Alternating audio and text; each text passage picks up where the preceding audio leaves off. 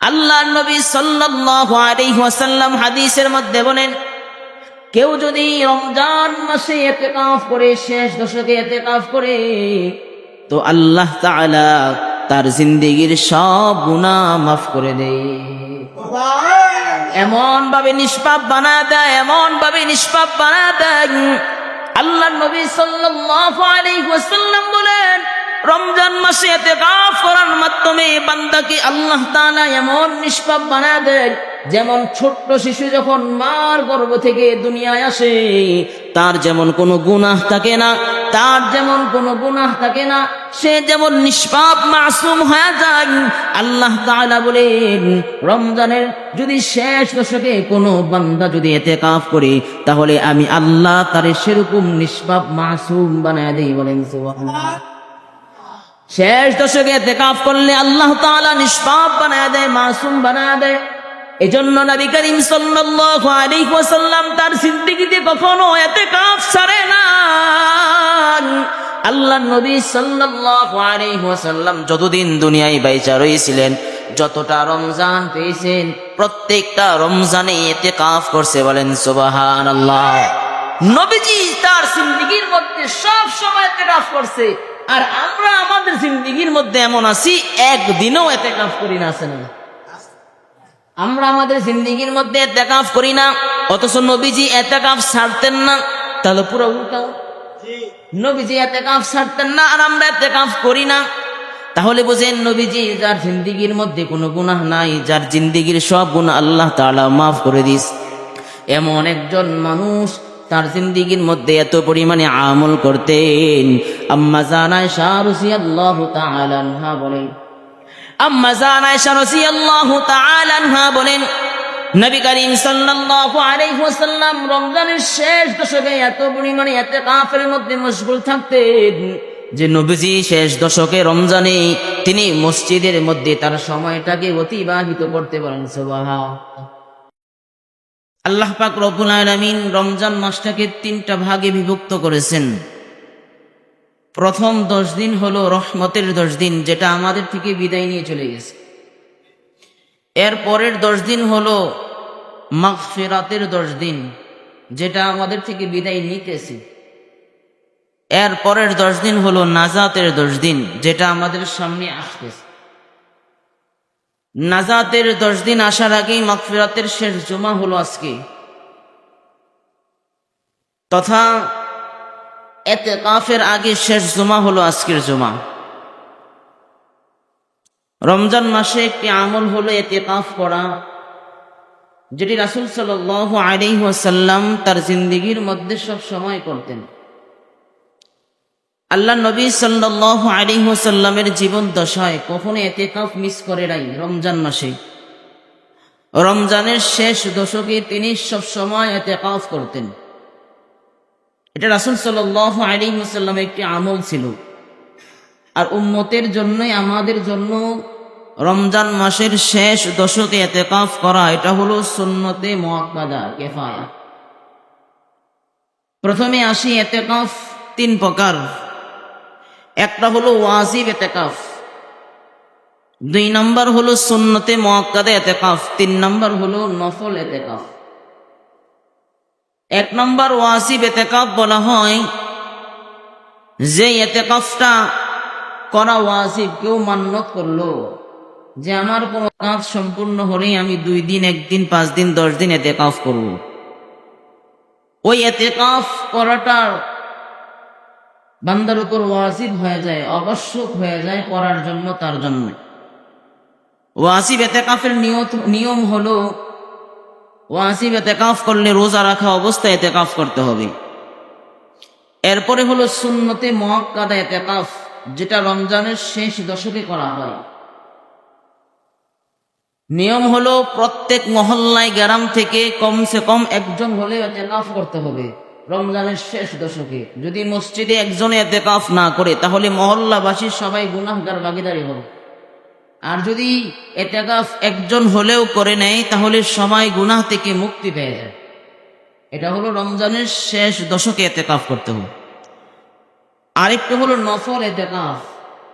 নফল ইতিকাফের ব্যাপারে বলা হয় যে নফল এতেকাফ যখন ইচ্ছে তখন করা যায়, যখনই মসজিদে ঢুকে তখনই করা যায়। 1 মিনিটের জন্য হোক, 10 মিনিটের জন্য হোক, 1 ঘন্টা, 2 ঘন্টা, 5 ঘন্টা, যত সময় ইচ্ছে করা যায়। তবে নিয়ত করে কি করতে হয়? মসজিদে এতেকাফের নিয়ত করে রাখতে হয়। যতক্ষণ সময় আপনি বসবেন থাকবেন ততক্ষণ সময় এতেকাফের সওয়াব আপনার আমলনামায় যুক্ত হয়ে যাবে। সুবহানাল্লাহ। মুহতারাম হাজিরিন, এতেকাফ শব্দের অর্থ হলো আবদ্ধ করা, নিজেকে আবদ্ধ করে ফেলা, নিজেকে আটকায়া ফেলা। বলে কোথায় আবদ্ধ করব? আমি আমাকে ইতিকাফের মাধ্যমে আল্লাহর ঘর মসজিদে আটকাবো এবং রবের সামনে আমি আটকায়া যাব। সুবহানাল্লাহ। এটা হলো ইতিকাফের মূল অর্থ। মুহতারাম হাজিরিন, ইতিকাফ দ্বারা কি ফায়দা, কি ফজিলত?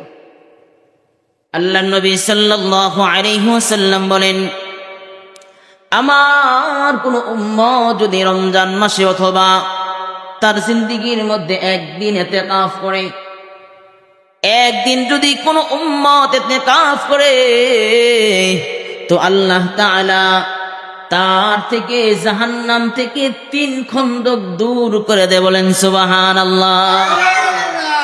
আপনি একদিন ইতিকাফ করবেন তো আপনার থেকে জাহান্নাম 3 খন্দক দূরে চলে যাবে। সুবহানাল্লাহ। 1 খন্ডের দূরত্ব কত জানো? 1 খন্ডের দূরত্ব হলো আসমান এবং জমিনের মধ্যবর্তী জায়গা। বলেন সুবহানাল্লাহ। আসমান এবং জমিনের মধ্যবর্তী যত জায়গা আছে এই জায়গাটাকে বলা হয় 1 খন্দক। এরকম 3 খন্দক দূরে আপনার থেকে ইতিকাফ করার কারণে, একদিন ইতিকাফ করার কারণে জাহান্নামকে আপনার থেকে এরকম 3 খন্দক দূরে সরায় দেবে। সুবহানাল্লাহ। তাহলে বোঝেন, রমজান মাসের শেষ দশকে যদি ইতিকাফ করেন, শেষ 10 দিন, তো আপনার থেকে জাহান্নাম কত খন্দক দূরে চলে যাবে হিসাব আছে।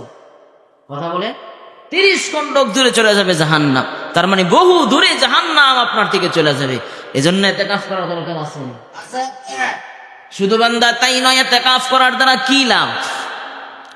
আল্লাহর নবী সাল্লাল্লাহু আলাইহি ওয়াসাল্লাম হাদিসের মধ্যে বলেন, কেউ যদি রমজান মাসে ইতিকাফ করে, শেষ দশকে ইতিকাফ করে, তো আল্লাহ তাআলা তার জিন্দেগীর সব গুনাহ মাফ করে দেয়। এমন ভাবে নিষ্পাপ বানায় দেয়, এমন ভাবে নিষ্পাপ বানায় দেয়। আল্লাহর নবী সাল্লাল্লাহু আলাইহি ওয়াসাল্লাম বলেন, রমজান মাসে ইতিকাফ করার মাধ্যমে বান্দাকে আল্লাহ তাআলা এমন নিষ্পাপ বানায় দেয়, যেমন ছোট্ট শিশু যখন মার গর্ভ থেকে দুনিয়ায় আসে, তার যেমন কোনো গুনাহ থাকে না, তার যেমন কোনো গুনাহ থাকে না, সে যেমন নিষ্পাপ মাসুম হয়ে যায়। আল্লাহ তাআলা বলেন, রমজানের যদি শেষ দশকে কোনো বান্দা যদি ইতিকাফ করে, তাহলে আমি আল্লাহ তারে সেরকম নিষ্পাপ মাসুম বানায় দেই। বলেন সুবহানাল্লাহ।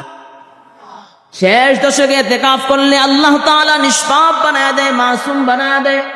এজন্য নবী করিম সাল্লাল্লাহু আলাইহি ওয়াসাল্লাম তার জিন্দেগীতে কখনো ইতিকাফ ছাড়ে না।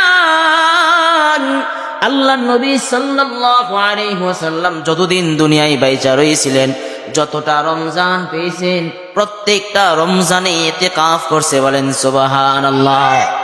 নবীজি তার জিন্দেগীর মধ্যে সব সময় ইতিকাফ করছে। আর আমরা আমাদের জিন্দেগীর মধ্যে এমন আছি, একদিনও ইতিকাফ করি না। আছে না? আমরা আমাদের জিন্দেগীর মধ্যে ইতিকাফ করি না, অথচ নবীজি ইতিকাফ ছাড়তেন না।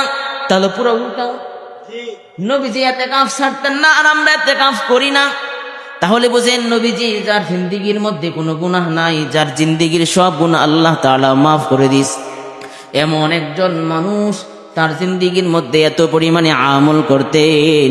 আম্মা জান আয়েশা রাদিয়াল্লাহু তাআলা আনহা বলেন, আম্মা জান আয়েশা রাদিয়াল্লাহু তাআলা আনহা বলেন, নবী করিম সাল্লাল্লাহু আলাইহি ওয়াসাল্লাম রমজানের শেষ দশকে এত পরিমাণে ইতিকাফের মধ্যে মশগুল থাকতেন যে নবীজি শেষ দশকে রমজানে তিনি মসজিদের মধ্যে তার সময়টাকে অতিবাহিত করতে পারেন। সুবহানাল্লাহ। নবীজি রমজানের শেষ দশকে মসজিদের মধ্যে ইতিকাফ করতেন, সাহাবায়ে কেরামও মসজিদের মধ্যে ইতিকাফ করতেন। বলেন সুবহানাল্লাহ। আর আমরা দুনিয়ার ব্যস্ততা ঝামেলা দেখায়া ইতিকাফ থেকে যত দূরে থাকা যায় সে চিন্তা করি। কথা বলেন ঠিক কিনা? সে চিন্তাতে তোরাই আমরা মগ্ন থাকি। আর নবী করিম সাল্লাল্লাহু আলাইহি ওয়াসাল্লাম তিনি তার জিন্দেগি ভর ইতিকাফের মধ্যে কাটাইছেন। অথচ নবীজির জিন্দেগির আগেও গুনাহ নাই, পরেও গুনাহ নাই, তার জিন্দেগির মধ্যে কখনো গুনাহই লেখা হয় নাই। বলেন সুবহানাল্লাহ। এমন একজন নিষ্পাপ মায়ার নবী সবসময় ইতিকাফ করতেন। শুধু বান্দা তাই নয়, আমলের দিকটাও নবী করিম সাল্লাল্লাহু আলাইহি ওয়াসাল্লাম কখনো পিছপা হতেন না। সাহাবায়ে কেরাম কখনো আমলের দিক থেকে পিছপা হইতেন না। এরা যখনই আমল পাইতেন নিজের সব কিছু বিসর্জন দিয়ে আমলের প্রতিযোগিতা করতেন। বলেন সুবহানাল্লাহ। আল্লাহ তাআলা রমজান মাসটা দান করেছেন আমল করার জন্য। এই বান্দা রমজান মাসটা কেমন গুরুত্বপূর্ণ, কেমন ফজিলতপূর্ণ। আল্লাহর নবী সাল্লাল্লাহু আলাইহি ওয়াসাল্লাম বলেন, কেউ যদি রমজান মাসে একটা ফরজ আদায় করে তো আল্লাহ তাআলা তার আমলনামায় 70টা ফরজের সওয়াব দিয়ে দেয়। কেউ যদি রমজান মাসে একটা নফল আদায় করে তো আল্লাহ তাআলা তার আমলনামায় একটা ফরজের সওয়াব দিয়ে দেয়।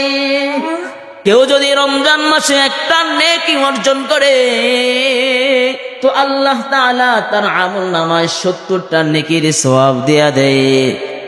এজন্য রমজান মাসটা হলো আমলের মাস, রমজান মাসটা হলো আমল সংগ্রহ করার মাস, রমজান মাসটা হলো ইবাদতের মাস। কথা বলেন ঠিক কিনা? রমজান মাসটা ইবাদতের মাস, আর আমরা রমজান মাসে ইবাদত বাদ দিয়ে দুনিয়ার ব্যস্ততার মধ্যে আমাদের সময়কে কাটায় দিই। কথা বলেন ঠিক? আমরা দুনিয়ার ব্যস্ততার মধ্যে আমাদের সময়কে কাটায় দিই।